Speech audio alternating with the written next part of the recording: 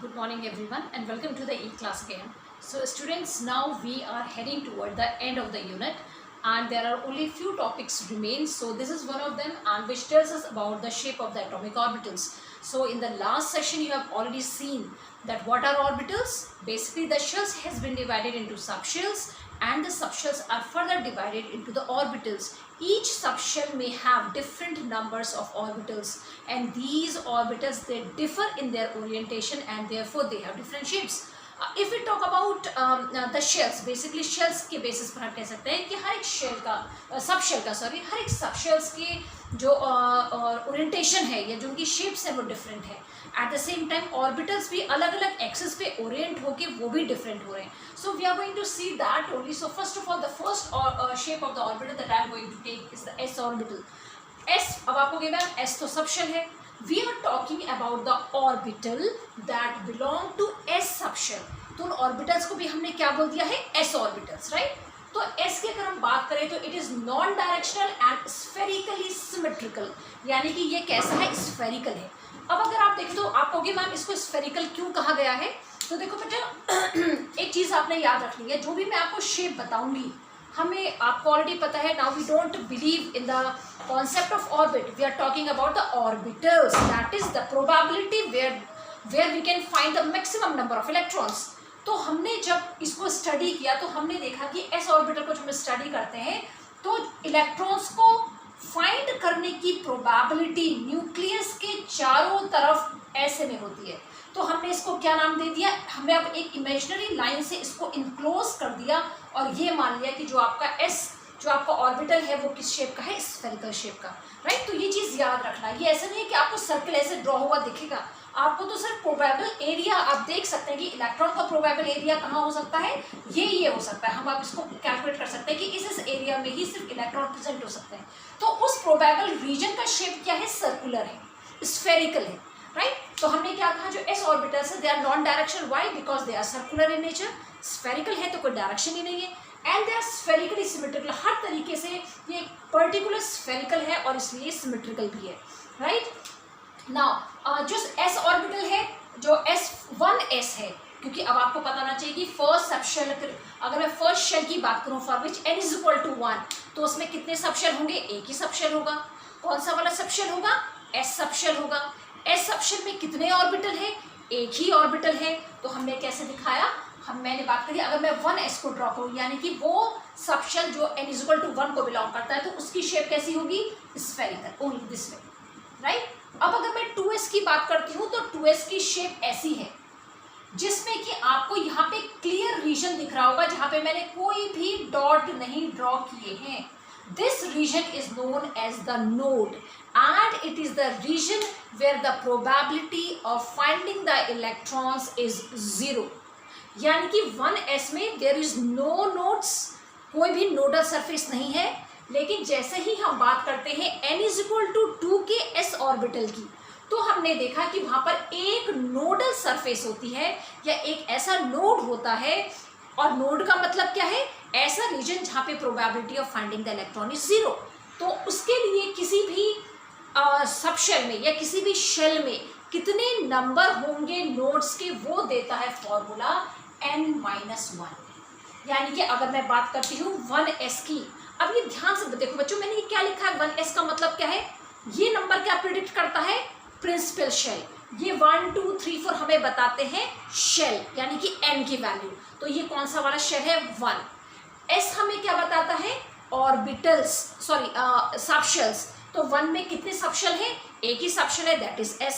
और s में कितने ऑर्बिटल हैं? 1, राइट. अब मैंने बात करी 2s की, तो 2 क्या रिप्रेजेंट कर रहा है? n इज इक्वल टू 2, यानी कि सेकेंड शेल. S के शो कर रहा है सबशेल. कौन सा सबशेल है? S सबशेल की बात हो रही है. S सबशेल को हमने कैसे दिखाया? ऐसे.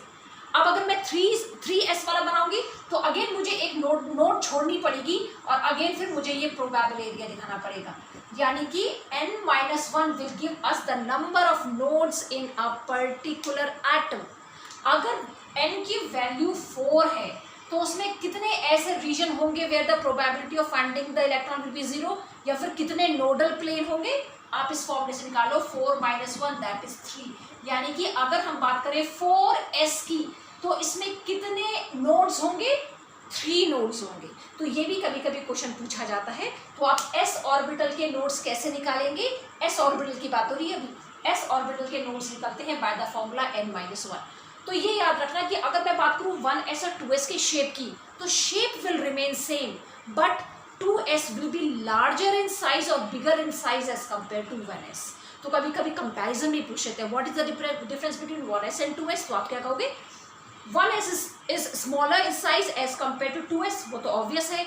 At the same time 2s will have one node whereas 1s will have no node, इसमें कोई भी नोड प्रेजेंट नहीं होती। क्यों, अगर मैं 1 - 1 करूँगी तो 0 आ जाएगा, ठीक है। और आप इसका डायरेक्ट इसका जो शेप होता है, चाहे वो 1s हो, चाहे वो 2s हो, चाहे वो 3s हो, उनका शेप सेम रहेगा, right. Okay, now coming to the next one and that is the p orbital. Again अब आप कहोगे मैम आपने ये जो शेप बनाई है this is basically known as the dumbbell shape.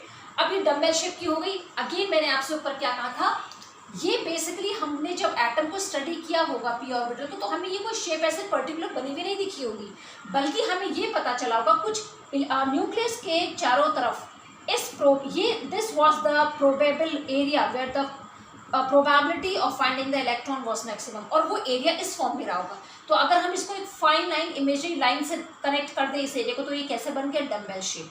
तो ये बेसिकली जो लोब्स आपको दिखाई हैं, ये लोब्स क्या रिप्रेजेंट कर रही हैं, they are representing the area where the probability of finding the electron is maximum.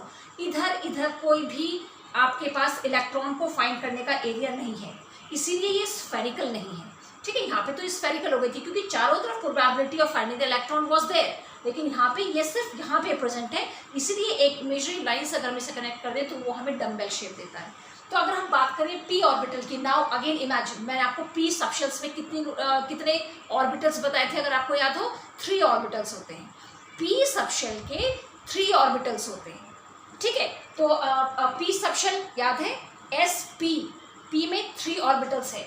3 orbitals कैसे है, एक होता है px, एक होता है py, एक होता है pz।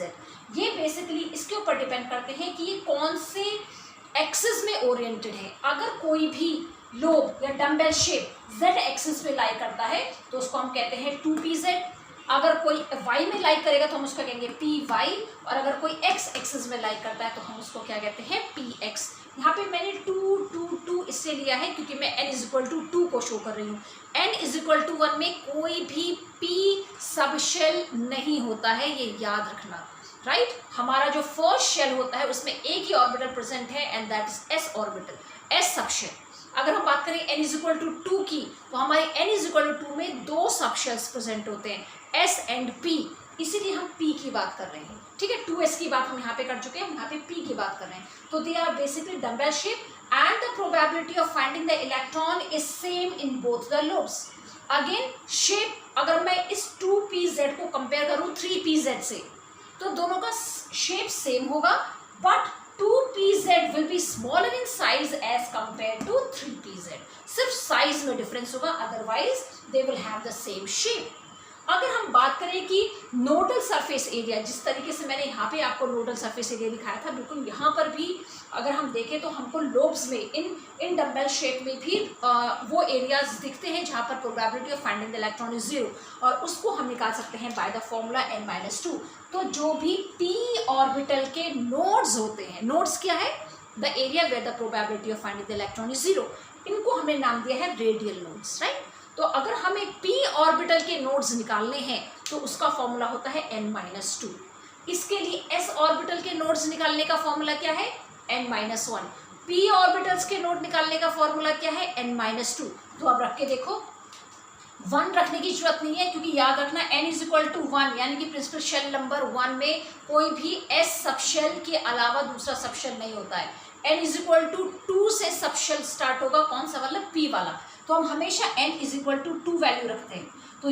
तो सबसे पहले अगर मैं 2p की बात करूँ तो 2p में कितने ऑर्बिटल्स, कितने नोड्स निकलेंगे, फॉर्मूला रखो, n की वैल्यू कहाँ है, ये 1 2 3 4 number will tell you the value of n। तो 2 - 2 विल बी 0, यानी कि अगर मैं बात करती हूँ 2p की, तो फिर 2p ऑर्बिटल में कोई भी नोड नहीं है। लेकिन जैसे हम बात करते हैं n = 3, यानी कि 3p की, तो 3p में अगर फॉर्मूला में n-2 लगाऊंगी तो दैट विल बी 3 - 2 = 1, यानी कि हमारे पास p नोड्स के लिए p सबशेल के नोड्स को निकालने का फॉर्मूला है n-2। तो ये फॉर्मूलेस बच्चों याद रखना, कभी कभी नंबर ऑफ नोड्स निकालने के लिए आता है।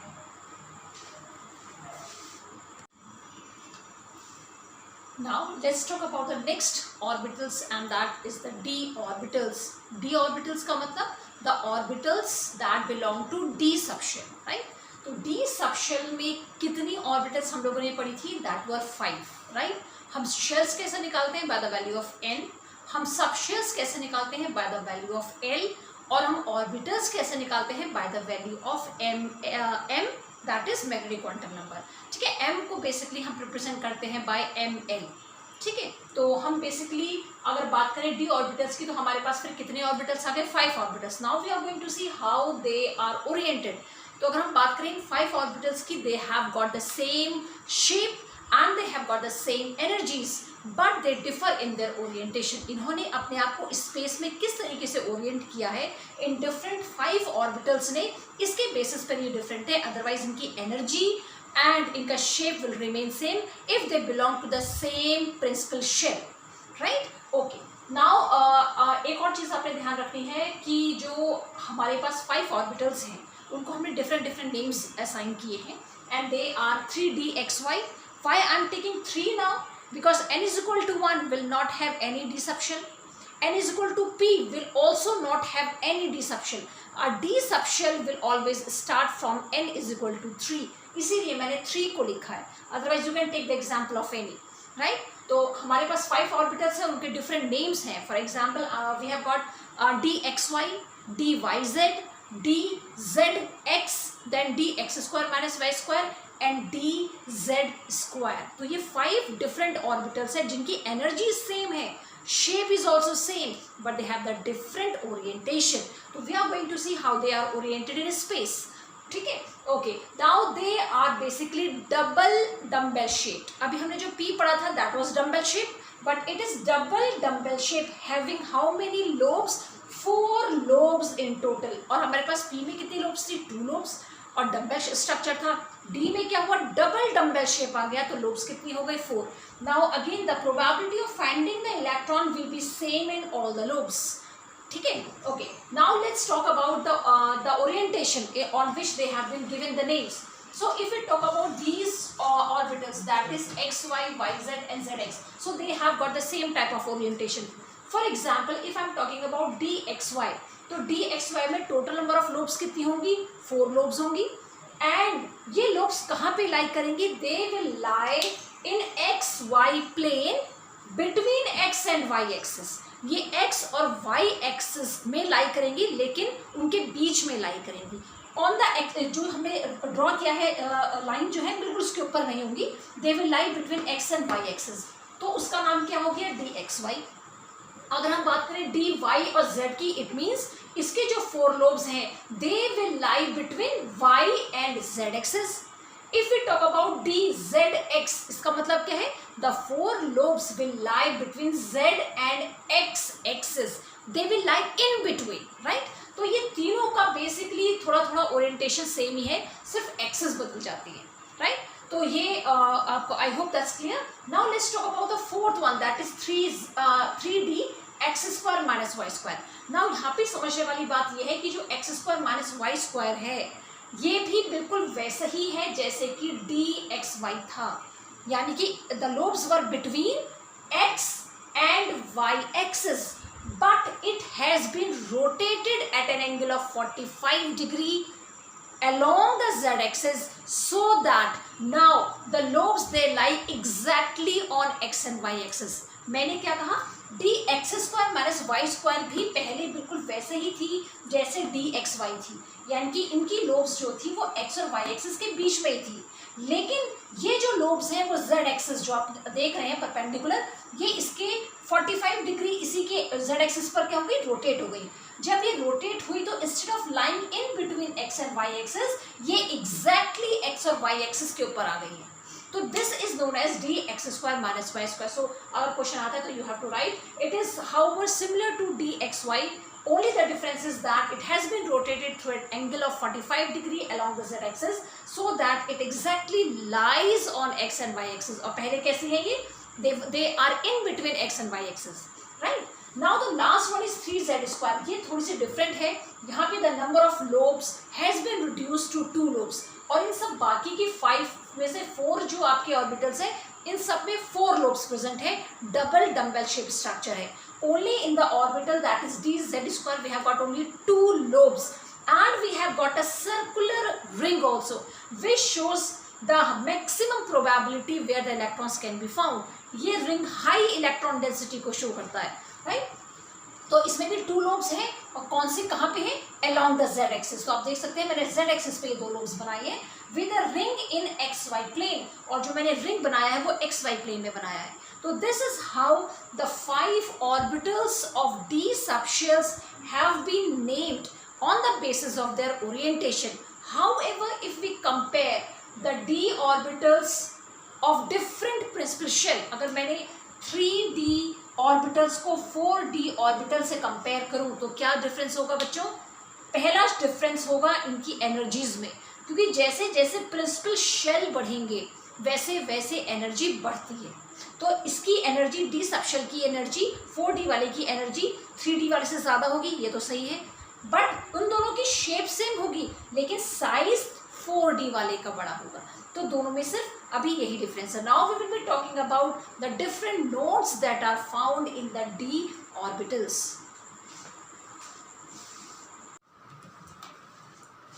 Now the next topic that we are going to see is the number of nodes. Sometime in the question for 1 marks it has been asked that find out the number of the nodes for a particular orbital, right? So they will be giving you such type of orbitals and you have to find the nodes. So as you already have studied about the radial node, मैंने आपको radial node के बारे में पहले ही बता दिया है, that we have seen in the s orbital, right? Now talking about the angular nodes, तो radial nodes बच्चों p ऑर्बिटल्स में भी प्रेजेंट होती है. p ऑर्बिटल्स यानी कि the orbitals that have got a dumbbell shape, right. लेकिन इनमें रेडियल के साथ साथ एंगुलर नोड भी प्रेजेंट होती है. एंगुलर नोड कौन सी वाली होगी? ये वाली. यानी कि जहां पर भी we have got 1 dumbbell shape structure we will have 1 nodal plane, ये वाला प्लेन. यानी कि अगर ऊपर और नीचे है तो ये अब आप इमेजिन कर सकते हो, अगर ये वाला है तो इस ये एरिया जो है इसका, this is known as the angular node. Why? Because the probability of finding the electron is 0 in this plane. तो बेसिकली ये वाला प्लेन जहाँ पे ये दोनों आके मिल रहे हैं. And if we talk about the d orbitals, then you already know they are double dumbbell shaped structure.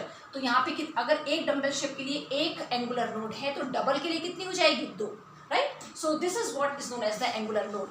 So let me rub it first. So this is how we are going to calculate the number of nodes. The formulas has been written here. Total number of nodes के लिए आपको formula याद रखना है n-1. Angular node will be calculated on the value of azimuthal quantum number, that is L. Again radial nodes के लिए formula है n-l-1. How to apply the formula? I am going to show you. For example, उन्होंने आप कहा 1s orbital में find out the number of nodes, या angular nodes या फिर रेडियल नोड्स. तो सबसे पहले हम ये देख लेते हैं कि इस वाले ऑर्बिटल में टोटल नंबर ऑफ नोड्स कितनी होंगी. Now put the formula. The value of n is, I already told you 1 2 3 4 corresponds to the value of n. तो यहाँ पे n की वैल्यू कितनी है बच्चों? लगाओ जरा formula. n-1 that is 1 - 1 that is 0. It means इसके पास कोई भी नोड प्रेजेंट नहीं है, नाइदर एंगुलर नॉर रेडियल. वैसे भी s के पास एंगुलर नोड्स नहीं होंगी. Again for 2s apply the formula. Same case. Again formula क्या हो जाएगा? n की जहाँ पे आपकी वैल्यू क्या हो जाएगी बेटा? Instead of 1 you will write 2. Now इसके लिए कितनी वैल्यू निकल गई? दैट विल बी 1, यानी कि it will have 1 radial node, right. Angular node भी एक बार लगा के देख लो, वो 0 ही आएगा. क्यों? क्योंकि s की वैल्यू l के लिए क्या होती है? 0. तो इसके लिए आपको ये भी याद रखना पड़ेगा क्या, कि l की वैल्यूज जब 0 1 2 3 है तो ये क्या क्या है? s p d and f, राइट. अगर l की वैल्यू 0 है तो इसका मतलब we are talking about s. या मैं अगर आपसे कहूँ कि अगर l को s ने रिप्रेजेंट किया है तो यानी कि उसकी वैल्यू होगी 0. ठीक है. इसी तरह ये वाला फॉर्मूला जरा एंगुलर नोड्स के लिए लगाओ. टोटल नंबर ऑफ नोड्स तो आपने निकाल ली, 1 है, लेकिन लेट्स सी कि ये नोड एंगुलर है कि रेडियल. तो जरा एंगुलर के लिए फॉर्मूला लगाओ. l की वैल्यू तो हमने क्या रखा है? एंगुलर नोड होती है l की वैल्यू के बराबर, और s ऑर्बिटल जो है उसके लिए l की वैल्यू क्या होती है? 0. इसका मतलब क्या है? एंगुलर नोड कितनी है? 0 है. एंगुलर कोई भी नोड नहीं है. अब रेडियल नोड का फॉर्मूला लगाओ इसमें, तो ये क्या आ जाएगा? n. n क्या है? वैल्यू 2. तो मैं यही फॉर्मूला लगा रही हूँ 2 एल की वैल्यू क्या है एस की 0, तो -0 -1 2 -1 इज इक्वल टू, यानी कि ये जो एक नोड हमने बताई है ये रेडियल नोड है, ठीक है। तो ये आ गया। Again for 3s apply the same formula 3 - 1, तो आपके पास कितना आ जाएगा 2, आ गया 2। अगेन अगर मैं आपसे कहूँ एंगुलर नोड्स कितनी है, तो अगेन एल की वैल्यू यानी कि एंगुलर नोड किसके बराबर होती है, equal to the value of L. लेकिन एस ऑर्बिटल के लिए एल की वैल्यू क्या है 0, यानी कि इसमें अभी भी कोई भी एंगुलर नोड नहीं है। अब इसके लिए जब रेडियल नोड का फॉर्मूला लगाओ तो ये क्या हो जाएगा 3 - 0 - 1, यानी कि 3 - 1 इक्वल टू 2, यानी कि एस ऑर्बिटल के लिए कोई भी एंगुलर नोड्स नहीं होती हैं, it only has got the radial nodes. Now अब पी वाले पे आ जाते हैं, राइट। पी वाले के लिए कैसे लगाएंगे फॉर्मूला, अगेन बहुत सिंपल है, total number of nodes 2 - 1, n - 1 है ना, तो 2 है यहाँ पे n की वैल्यू, तो n की वैल्यू है 2, तो 2 - 1 इज इक्वल टू 1, तो हमारे पास 1 आ गया, ठीक है। अब देख लेते हैं कि ये जो 1 आया है ये कौन सी वाली नोड है, एंगुलर नोड है कि रेडियल नोड है। अब जरा लगाओ इसमें फॉर्मूला, p की वैल्यू एल की क्या वैल्यू होती है p के लिए, तो यहाँ से देखो p के लिए l की वैल्यू होती है 1, यानी कि मैं अगर यहाँ पे 1 लिखूंगी तो ये जो 1 आ रहा है ये क्या है, ये एंगुलर नोड है, तो this is the angular node. अगर इसी का फॉर्मूला मैं इसमें लगाऊं तो हो जाएगा 2 - 1 -1, यानी कि 2 - 1 -2 दैट इज 0, यानी कि 2p पे कोई भी रेडियल नोड नहीं है। अगेन टॉक अबाउट 3p, तो 3p में भी हमारे पास फॉर्मूला क्या निकलेगा 3 - 1 दैट इज 2, इसके पास 2 आ गया। अब लगाओ जरा p की वैल्यू l के लिए कितनी है बच्चों, अगेन कितना है, कितनी है p की वैल्यू, p की वैल्यू l के लिए 1 है, यानी कि एक नोड इसमें एंगुलर है। तो दूसरी कौन सी है, इसके लिए वाला फॉर्मूला लगा के देखो जरा, तो ये क्या हो जाएगा, इसके लिए n की वैल्यू 3 है, l की वैल्यू मैंने अभी आपको क्या बताई थी, p के लिए l की वैल्यू होती है 1 - 1, यानी कि 3 - 2 इक्वल टू 1, यानी कि 3p में 1 रेडियल नोड होती है और एक एंगुलर नोड होती है, ठीक है। अगेन 4p के लिए भी आप वैसे ही फॉर्मूला लगा सकते हैं। Now I am taking about 5d, 5 के लिए again total number of nodes कितनी हो जाएंगी 5 - 1 दैट इज 4। अब इस 4 में से देखते हैं रेडियल कितनी है और एंगुलर कितनी है। Now apply for angular nodes, L की वैल्यू डी के लिए क्या होती है 2 होती है, तो यानी कि इसमें जो एंगुलर नोड है आउट ऑफ 4 2 एंगुलर नोड्स है, तो बाकी की 2 कौन सी होंगी रेडियल नोड्स। अप्लाई कर लो फॉर्मूला, 5 - 2 - 1, यानी कि 5 - 2 - 1, तो कितना हो गया 5 - 3 इज इक्वल टू 2, यानी कि इसमें 2 रेडियल और 2 एंगुलर नोड्स हैं, ठीक है। तो वैसे आप लिखते हैं एक्चुअली फिर 6f के लिए भी निकालो, टोटल नंबर ऑफ नोड्स कितनी हो जाएंगी, टोटल नोड्स हैं 5, 6 - 1। अब इसमें एंगुलर नोड्स कितनी होंगी, एंगुलर नोड्स का फॉर्मूला क्या है, equal to the number of L की वैल्यू f के लिए क्या होती है, देखो कितनी होती है 3 होती है, यानी कि 5 में से 3 तो एंगुलर नोड्स हैं, तो रेडियल नोड्स कितनी है 2 हैं, राइट। तो ये फॉर्मूले अगर आपको 3 फॉर्मूलेज अगर आपको याद होंगे तो you will be able to solve any type of question that will be given on this basis to find out the nodes.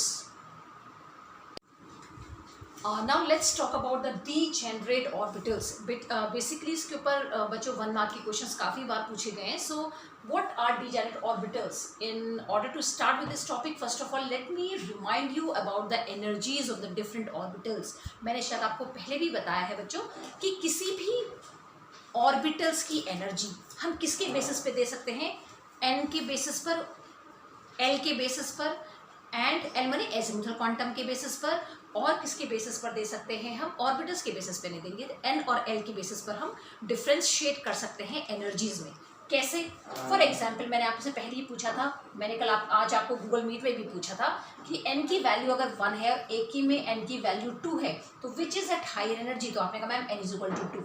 इसका मतलब किसी की भी एनर्जी डिपेंड करती है उसके प्रिंसिपल शेल पर, करेक्ट। सेकेंड, मैंने अभी क्या कहा, वो डिपेंड करती है एल के ऊपर भी। एल का मतलब 0, एल का मतलब 0 1 2 3 4, और जिसको हम क्या बोलते हैं SPDF, राइट। अब अगर हम इनकी एनर्जीज कंपेयर करें बच्चों तो S की एनर्जी कम होती है, PQ से थोड़ी ज़्यादा होती है, DQ से ज़्यादा होती है, F की सबसे ज़्यादा एनर्जीज होती है, राइट। तो यानी कि हम L के बेसिस पर भी एनर्जीज को बता सकते हैं। फॉर एग्जाम्पल अगर मैंने आपको एक नंबर दे दिया 1s एंड 2s, तो आप कह दोगे ma'am 2s will have higher energy. अब मैं अगर आपसे कहती हूँ बच्चों 2p भी नहीं 3p कर लेते हैं इसको, 3p एंड 3d, इन दोनों में से किसकी एनर्जी ज़्यादा होगी, तो आप क्या कहोगे 3d की। देखो n की वैल्यू तो दोनों के लिए सेम है, तो n की वैल्यू पे तो हम इसको एनर्जी डिफरेंशिएट नहीं कर सकते, लेकिन l की वैल्यू यानी कि सबशेल्स की वैल्यू पर हम इनकी एनर्जीज में डिफरेंशिएट कर सकते हैं। तो p वाला जो इलेक्ट्रॉन होगा, अगर कोई इलेक्ट्रॉन 3p में प्रेजेंट है तो उसकी एनर्जी उस इलेक्ट्रॉन से कम होगी जो 3d में प्रेजेंट होगा, राइट। उसी तरीके से मैं आपसे एक और एग्जाम्पल दे देती हूँ। फॉर एग्जाम्पल 4s या 4p, किसकी एनर्जी ज्यादा होगी? तो आप कहोगे मैम एनर्जी लेवल तो दोनों के सेम है, आप किसके बेसिस पर डिफरेंशिएट करेंगे? सबशेल्स के बेसिस पर। तो 4p वाले की एनर्जी ज्यादा होगी, क्यों? क्योंकि sp-d-f में सीक्वेंस ये चलती है। लेकिन अगर हम बात करते हैं बच्चों डीजेनरेट ऑर्बिटल्स की, तो हम अच्छा अगर मैं इसको लिखूं पैटर्न, तो मुझे कैसा लिखना पड़ेगा? 1s की energy is less than energy of 2s, is lesser energy than 2p, is less in energy than 3s, 3p, फिर आता है 4s और फिर आता है 3d। समझ आया आपको मैंने कैसे लिखा? 1s की एनर्जी सबसे कम है। अब हम चले जाते हैं प्रिंसिपल शेल नंबर 2 पे, तो ये दोनों ही प्रिंसिपल शेल नंबर 2 में है, लेकिन s की एनर्जी कम होगी कंपेयर टू p। फिर हम आ गए 3 में, तो ऑब्वियसली 2 और 3 में तो 3 की एनर्जी ज्यादा होगी। लेकिन अगर हम बात करें 3p, दोनों सेम प्रिंसिपल शेल के हैं, लेकिन सबशेल दोनों के डिफरेंट है, तो 3p की एनर्जी ज्यादा होती है। अब आप कहोगे मैम आपने 3d पहले क्यों नहीं लिखा?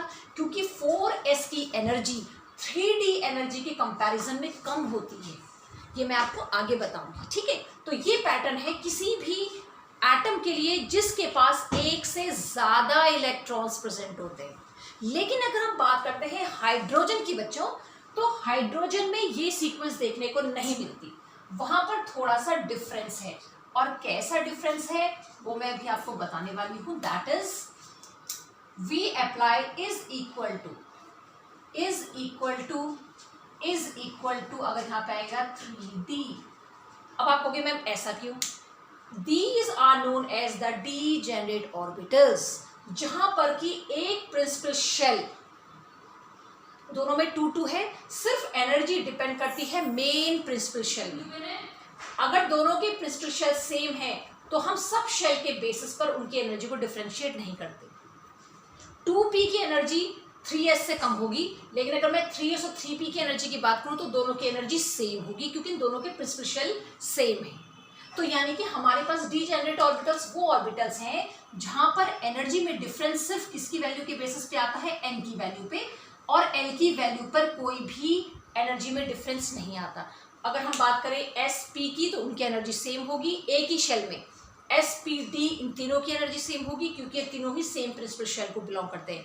और ऐसा हमारे पास सिर्फ एक ही एलिमेंट है, that is hydrogen.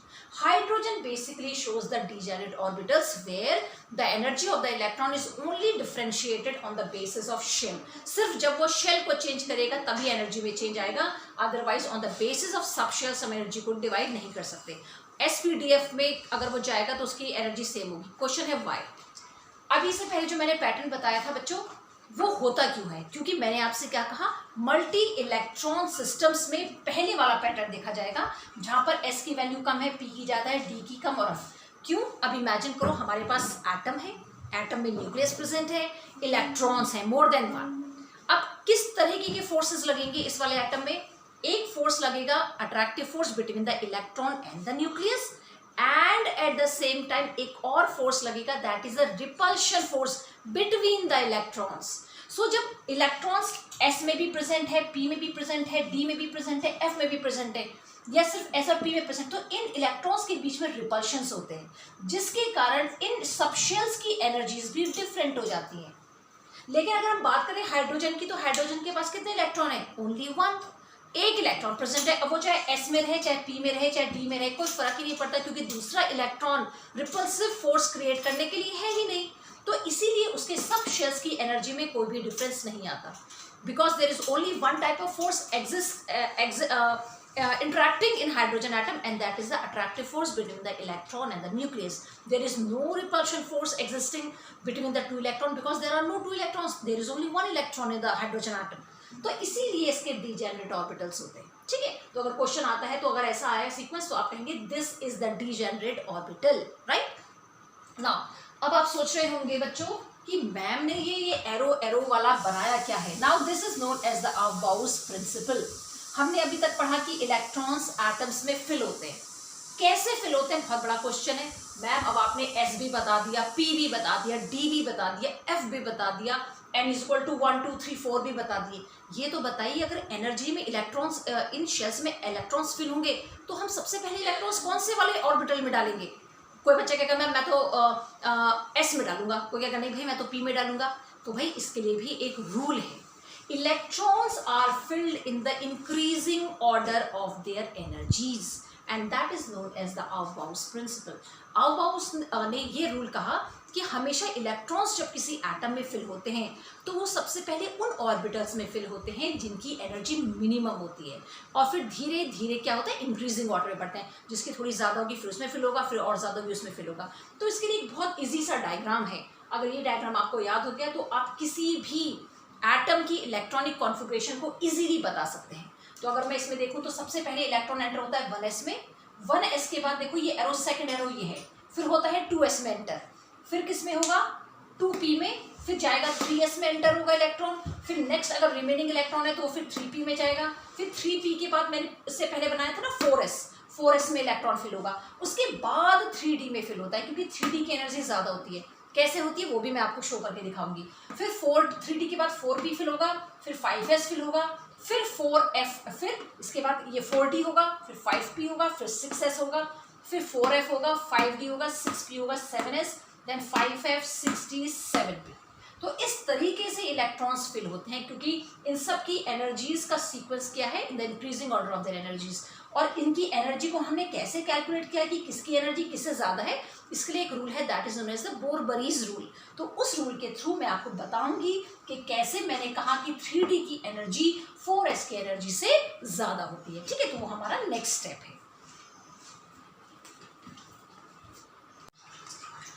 Now, as I already told you that the orbitals will be filled on the basis of their energies. The orbitals which have got the higher energy will be filled later on, and the orbitals which have got lower energy will be filled first. So, how can we identify that which two orbitals has got, out of two, which one has got the lower energy and which has got the higher energy? For that, we use the Bohr-Barish rule, and which gives us the formula by which we can predict the energy of the orbital as n plus n. So this is also known as n plus n rule. तो इस rule के through, इस formula के through we can find out that which orbital has lower energy. Now for example, let's say मैंने आपसे क्या कहा था बेटा, भरने का सीक्वेंस इलेक्ट्रॉन्स को कैसा होता है, 1s पहले फिल होता है, फिर 2s होगा, फिर 2p होगा, फिर क्या होगा 3s होगा, फिर 3p होगा, देन 4s होगा and then 3d will come, right. तो पहले इसको करके देख लेते हैं, कोई इजी वाला एग्जांपल ले लेते हैं। 3s 2s एंड 2p की बात करते हैं। दोनों में से कौन सा ऑर्बिटल पहले भरना चाहिए, कौन सा फिल होना चाहिए पहले? तो 2s और 2p मैंने दो ऑर्बिटल्स ले लिए, राइट। ओके, 2 की वैल्यू n, अब इसमें ये फॉर्मूला रखो, n की वैल्यू इसके लिए क्या है 2 है। नाउ l की वैल्यू, l इसमें क्या है s ऑर्बिटल है, और s की, मैं यहाँ पे s नहीं रखूंगी, मैं s की वैल्यू रखूंगी। तो s अगर ऑर्बिटल होता है तो उसमें l की वैल्यू क्या होती है 0। कैसे, मैंने आपको बार बार बताया है, याद रखना 0 1 2 3। 0 mean s orbital, 1 means p, it means d and 3 means f orbital. तो यानी कि अगर मैं बात करूँ s ऑर्बिटल तो इसकी वैल्यू क्या है, l की वैल्यू 0, यानी कि इसके पास आ गया 2। अब इसको चेक करो, ये कितना है 2, n की वैल्यू 2 हो गई तो मैंने 2 लिखा, l की वैल्यू p के लिए कितनी होती है 1 होती है, तो ये कितना आ जाएगा 3। तो which has got higher value, this has got higher value. तो ये वाला छोटा सेल है, ये वाला जो ऑर्बिटल है उसकी एनर्जी लेस है, इसीलिए ये पहले फिल होगा because its energy is lesser as compare to 2p। तो ये पहले फिल होगा, इसीलिए मैंने ये सीक्वेंस में पहले लिखा है। नाउ अब आप कहोगे, जैसे मैंने आपसे कहा था कि बच्चों 3d बाद में फिल होता है, पहले 4s होता है, तो इसी एक एग्जाम्पल से हम ये भी देख लेते हैं। ठीक है, तो let's take one example related to this only. So I am going to take these 2 orbitals only. तो that is, let's see, 3d and 4s में से कंपेयर करते हैं कौन सा ऑर्बिटल पहले फिल होगा। n की वैल्यू 3 है। नाउ d की वैल्यू, d अगर ऑर्बिटल है तो उसके लिए l की वैल्यू क्या होती है 2 होती है, तो यानी कि 5। उसी तरीके से इसको देख लेते हैं, n की वैल्यू क्या है इसमें फॉर्मूले में रखो, दैट इज 4 प्लस s की वैल्यू क्या होती है, l की वैल्यू क्या होती है s के लिए 0, तो ये कितना आ गया 4। इसीलिए 3d ऑर्बिटल की वैल्यू आ रही है 5 और इसकी आ रही है 4। तो which has got higher energy, this has got higher energy. and therefore 3d will be filled after you have filled 4s orbital. पहले आप 4s में इलेक्ट्रॉन फिल करेंगे, उसके बाद अगर इलेक्ट्रॉन्स बचते हैं तब वो 3d में जाते हैं। इसका एग्जाम्पल, इसका क्वेश्चन बहुत बार मुझसे बच्चे पूछते हैं। जब मैं कैल्शियम का उनको क्लास 10th में कराती थी एग्जाम्पल, तो अब आप निकाल सकते हैं कि कैल्शियम में आपकी जो सीक्वेंस होती है वो कैसे होती है। अगर आपको याद हो, एटॉमिक नंबर 20 है, तो हम कैसे लिखते थे, 2 8। अब बच्चे मुझसे कहते हैं कि मैम थर्ड ऑर्बिटल में तो 18 इलेक्ट्रॉन आ सकते हैं, लेकिन 18 इलेक्ट्रॉन्स पहले नहीं आएंगे, पहले 8 फिल होगा, उसके बाद ये 2 इलेक्ट्रॉन्स यहाँ पे जाएंगे। तो कुछ बच्चों ने जो मुझे 10th में क्वेश्चन पूछा था, अब उन्हें पता चला होगा कि ये हमने पहले 2 कौन सा फिल किया, तो ये 2 यही 4s वाले 2 होते हैं बच्चों। ये पहले फिल होता है, उसके बाद फिर अगर इलेक्ट्रॉन बच जाते हैं तो वो थर्ड शेल में आना शुरू करते हैं, यानी कि फिर वो 3p में फिल होंगे। इसकी भी मैं आपको सीक्वेंस बताऊंगी कि हम इलेक्ट्रॉन्स को कैसे फिल करते हैं, ठीक है। तो I hope it is clear. इसीलिए हम 3d ऑर्बिटल को बाद में फिल करते हैं, उससे पहले हम 4s ऑर्बिटल को फिल करते हैं। तो इसका फर्स्ट रूल क्या कहता है, बोरबरीज रूल, कि जिस भी ऑर्बिटल के लिए n+l की वैल्यू ज्यादा होगी वो बाद में फिल होगा, और पहले कौन सा फिल होगा, वो वाला ऑर्बिटल जिसके लिए n+l की वैल्यू लोअर होगी, राइट। ये तो बहुत सिंपल सा है। लेकिन अगर आपको 2 ऐसे ऑर्बिटल मिल गए जिसकी वैल्यू n+l के लिए सेम होगी, तब क्या करोगे। फॉर एग्जाम्पल ये 2 ऑर्बिटल्स देखो, now again apply the formula n+l, तो 2 + p, l की वैल्यू p के लिए कौन सी है, 1 है, तो ये कितना आ गया, 3। अगेन ये क्या है, n की वैल्यू क्या है, यहाँ पे रखो फॉर्मूला 3 है, s की वैल्यू क्या होती है l के लिए, दैट इज 0। अब इसका भी आ गया 3। अब आप कहोगे मैम अब क्या करें, तो हमेशा look for the value of n। ये मैंने आपको पहले भी बताया है। तो यानी कि अगर इन दोनों को कंपेयर किया जाए तो इसकी n की वैल्यू लोअर है, इसीलिए इसकी एनर्जी कम होगी as compare to 3s। However both have got the same value for n+l। तो अगर कोई भी 2 ऑर्बिटल आपके ऐसे निकल जाए जिसके लिए n+l की वैल्यू सेम है, so you have to take the help of the principal shell. The orbital having the lesser principal shell number will be filled first because it has got lower energy as compared to the one for which the value of n is more, right? तो इस sequence में बच्चों हम electrons को fill करते हैं। तो ये याद रखना पैटर्न। और हर एक ऑर्बिटल में कितने इलेक्ट्रॉन आ सकते हैं, 2 इलेक्ट्रॉन्स। आई होप अभी के लिए इतना सफिशिएंट है, क्योंकि आई वॉज थिंकिंग कि मैं इसी सेशन में ये कोर्स कंप्लीट कर दूँ 2nd यूनिट का, लेकिन अभी भी 2 टॉपिक्स बचते हैं। एंड आई थिंक अगर मैं वो भी इसी सेशन में ले लूँगी तो दैट विल बिकम अ बिगर थोड़ा ज़्यादा हो जाएगी, 40 मिनट्स की वीडियोस पहुँच जाएंगी आपके पास। तो I hope this is sufficient. On Monday, I will be taking the last 2 topic of the unit, as well as I will be taking few numericals that will help you to solve the questions. Thank you.